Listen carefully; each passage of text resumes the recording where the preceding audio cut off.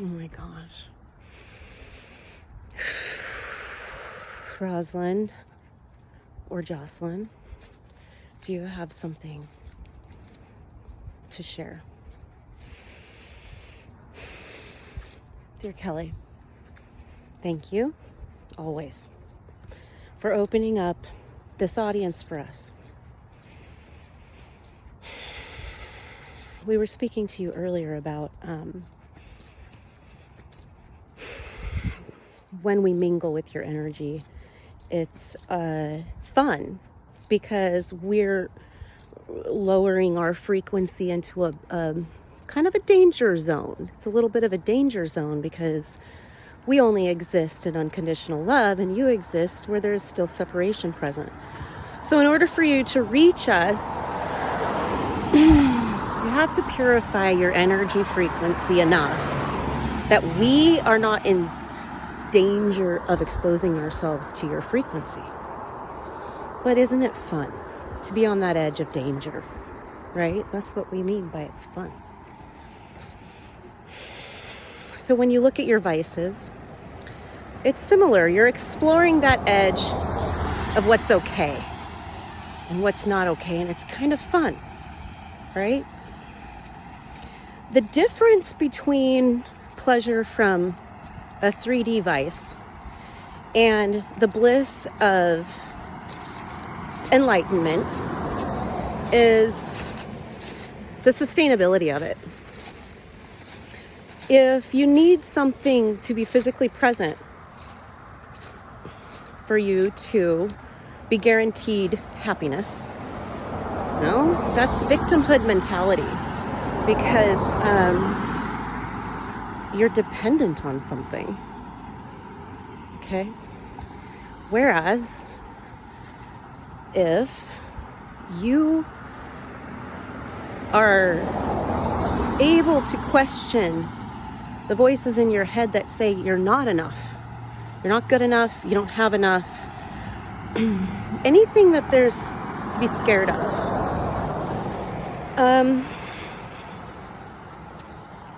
well, question that voice in your head. Don't question where it came from. Question what it's telling you and the validity of whether or not you accept that. If you accept that, that's okay. That's fine. Just be honest about it. And when you're conscious, you're honest about stuff. Okay? When you're unconscious, you're lying about stuff to yourself. What are you lying to yourself about? Oh, and it's not that you're doing it on purpose. You're lying because you developed the belief system that was a lie, that was always a lie. I mean, the lie was true. Anyway, it could be anything. So it's just, the truth is relative. So everybody has to feel their own harmony to figure out their own truth. So we like this. We like this playing because on this edge between your realm and our realm, there's a lot of learning happening. There's learning for us and there's learning for you happening. And you're doing the same thing with your microcosm of your vices. You're going to the edge of what's okay and what's not okay. And there's learning and there's compassion and there's a little bit of discomfort. So eventually what's sustainable is the bliss of just like not judging anything.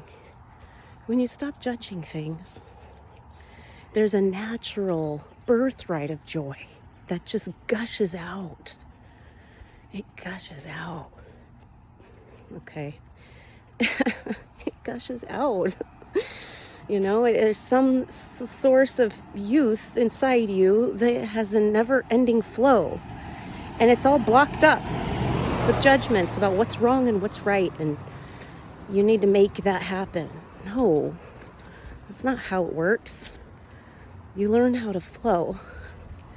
Just learn how to flow. Learn how to be the water. And you become aware of where the water is blocked when you don't feel good. And instead of going along with that, whatever that thought was that didn't make you feel good, instead of just believing it, you go, whoa, wait, what? That doesn't feel good. Oh my gosh, I never noticed that before, that doesn't feel good to me. But I guess I have an option to consider whether or not I continue to feel that way because I believe that way. Maybe I can slow down and look at the story around this thing that doesn't feel good and go, okay, I probably can't change this overnight. I probably need to just shift it a little bit. But what's a little bit easier to swallow than the story I have around this that doesn't feel good? Even if it's just a little bit better and it's not 100% joy, even if it's just some relief or some hope, it feels better. It feels better. And you're like, oh my God, this is easier than yesterday. I got through yesterday and this new belief makes this easier. So I'm definitely going to get through today. And if I make a little bit easier tomorrow, well, that'll even be easier tomorrow. And so on. And slowly but surely, the tortoise will win the race. So, you see, it's okay.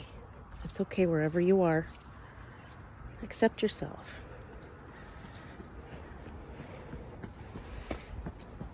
Okay, you're a little bit broken.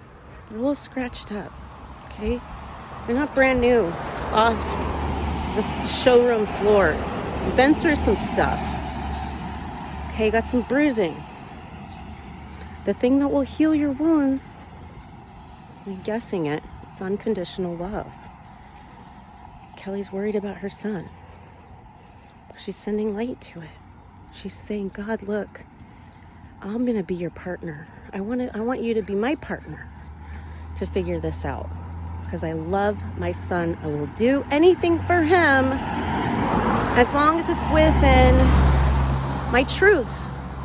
Because I know ultimately what's best for him is for me to be in my truth. I can't fake anything anymore. I got to figure out how to support him while I'm in my truth. So it has to be harmonic. It has to feel okay. There's got to be a way for me to explain my right now situation and be okay with it. And it's coming. It's coming. It's involving acceptance and trust and faith and humility and more trust. Positive thinking, optimistic thinking, holding space for what's possible. I'm envisioning my teenage son thriving next year. Okay? He's thriving. I don't care where he's at right now. He's not doing that bad. It's really not that big a deal. But I could go two ways with it, you know? I could get super scared and panic and call the authorities. Or I could just take a breath and go, okay, you know, this is pretty expected. This is expected. It's fine. I mean, it is what it is. What power do I have? Don't have much. You have little power over a teenage will. Very little. It is a scary time, especially when this boy looks twice his age and has the confidence to match, and yet has not a lot of humility right now. And stress. He's got stress. So my guides are saying, don't panic. Don't panic. First, that's not going to help. It's not going to help. Don't panic. First, sit and observe. Don't panic. If it takes you a week just to stop panicking, take that week. Don't do anything. Midwifery rule number 1, don't do anything.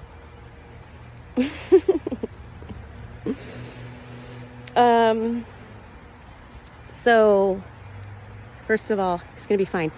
And I did that. I just didn't panic.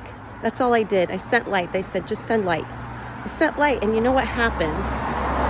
Is I continued to think about it. I continued to think about it, holding space for miracles. Holding space for a better outcome than my worst fear happening. And he called me. I was on my walk. He called me. and said, Mom, where are you? Are you going to be home by this time? Because I have to leave and Kamar's here. So he was concerned about his sister. And then he said, when he hung up, he said, I love you. I love that.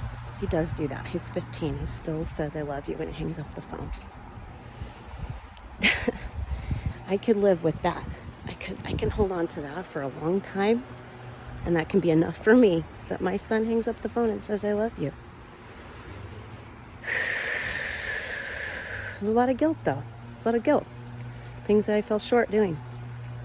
It's probably what's causing the worry, is all the guilt. And I'm supposed to give up my guilt. Can I give up my guilt before I correct it? He said that's a long story. That's a big answer. And that this is long enough. So, collectively, I'm just going to shout out blessings to all the teens out there right now. And I'm just the kids, just all the kids and all the parents of the kids and the caregivers of the kids, and just bless all of the families. Bless everything. Everything's going to be okay. We're at the turnaround. You can still look slightly to the side and see scary stuff. But if you look slightly to the other side, it's super bright and there's balloons everywhere. So lean into that. Lean into Kellie. Just, why not? Why not? Where's your imagination's going to take you somewhere? It is. Your imagination will take you there. It'll take you there physically, literally. It'll take you there. So choose where you're going, Kel. Yes. Visualize him thriving. Yes. Wake up today. How do I want to feel today? I want to feel like I witnessed my children thriving today. How, even if it's just small, I want to see each of my kids thrive today. I visualize the whole world thriving. Okay. And so it is.